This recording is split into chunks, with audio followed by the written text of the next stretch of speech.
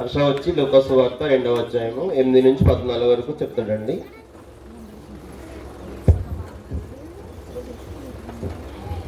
దేవునికి స్తోత్రం. నా పేరు హర్ష.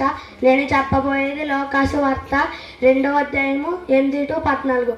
ఆ దేశములో కొందరు గొర్రెల కాపరులు రాత్రివేళ పొలంలో ఉండి తన మందను కాచుకొని చుండగా ప్రభువు దూత వారి యొద్దకు వచ్చి నిలిచెను. ప్రభువు మహిమ వారి చుట్టూ ప్రకాశించినందున వారు మిక్కిలి భయపడిరి. అయితే ఆ దూత, భయపడకుడి, ఇదిగో ప్రజలందరికీ కలుగబోవు మహా సంతోషకరమైన సువర్తమానము నేను మీకు తెలియజేయుచున్నాను. దావీదు పట్టణమందు నేడు రక్షకుడు మీ కొరకు పుట్టి ఉన్నాడు. ఈయన ప్రభువైన క్రీస్తు. దానికి ఇదే మీ కానవాలు.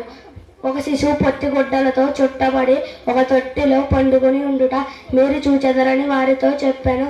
వెంటనే పరలోక సైన్య సమూహము ఆ దూతతో కూడా నుండి సర్వోన్నతమైన స్థలములలో